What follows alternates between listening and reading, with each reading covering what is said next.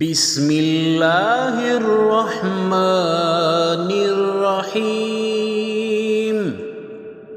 الرحمن علم القرآن خلق الإنسان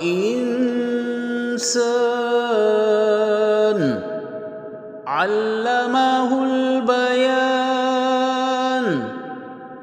الشمس والقمر بحسبان والنجم والشجر يسجدان. والسماء رفعها ووضع الميزان ألا تطغوا في الميزان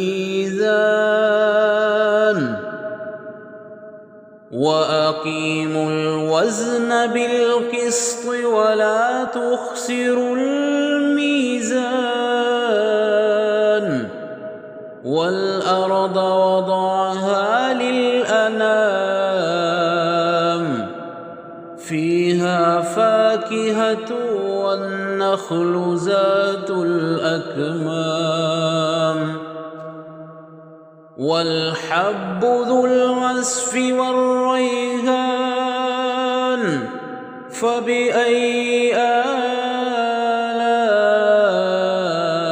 ربكما تكذبان.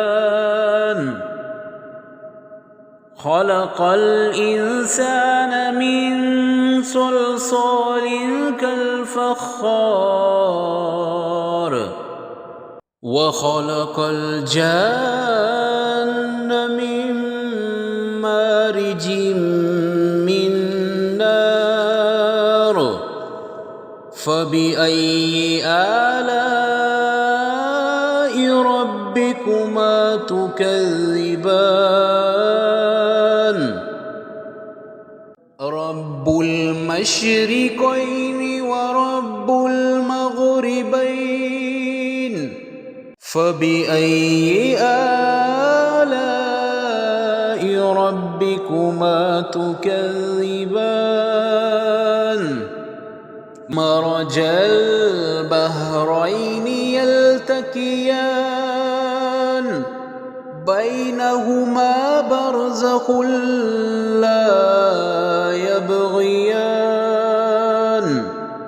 فبأي آلاء ربكما تكذبان. يخرج منهما اللؤلؤ والمرجان. فبأي آلاء ربكما تكذبان. وله الجوار المنشآت في البحر كالأعلام. فبأي آلاء ربكما تكذبان. كل من عليها فان ويبقى وجه ربك ذو الجلال والإكرام. فبأي آلاء ربكما تكذبان. يسأله من في السماوات والأرض كل يوم هو في شأن. فبأي آلاء ربكما تكذبان. سنفرغ لكم أيها الثقلان. فبأي آلاء ربكما تكذبان. يا معشر الجن والإنس إن استطعتم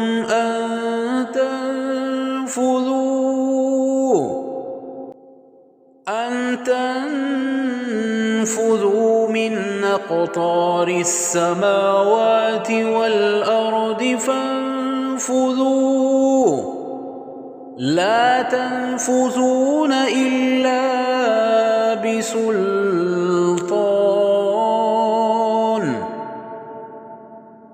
فبأي آلاء ربكما تكذبان يرسل عليكما شواظ من نار ونحاس فلا تنتصران فبأي آلاء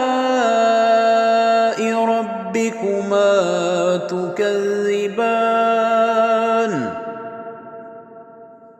فإذا انشقت السماء فكانت وردة كالدهان فبأي آلاء ربكما تكذبان فيومئذ لا يسأل عن ذنبه إنس ولا جان فبأي آلاء ربكما تكذبان يعرف المجرمون بسيماهم فيؤخذ بالنواصي والأقدام فبأي آلاء ربكما تكذبان هذه جهنم التي يكذب بها المجرمون يطوفون بينها وبين حميم آن فبأي آلاء ربكما تكذبان ولمن خاف مقام ربه جنتان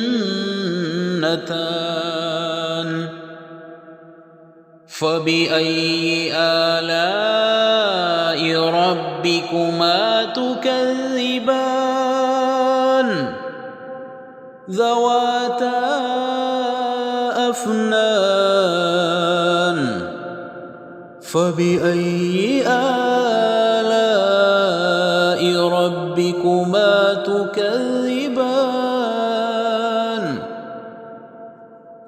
فيهما عينان تجريان فبأي آلاء ربكما تكذبان فيهما من كل فاكهة زوجان فبأي آلاء ربكما تكذبان متكئين على فرش بطائنها من استبرق وجنى الجنتين دان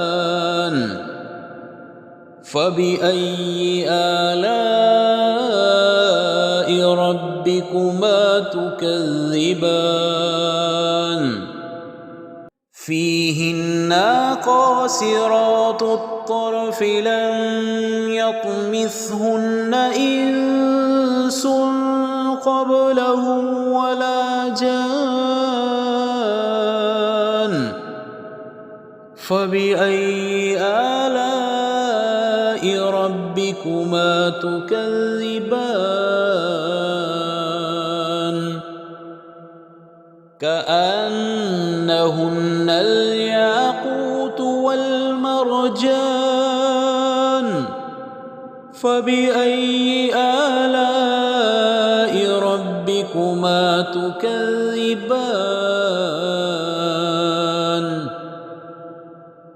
هل جزاء الإحسان إلا الإحسان فبأي آلاء ربكما تكذبان ومن دونهما جنتان فبأي آلاء ربكما تكذبان مدهامتان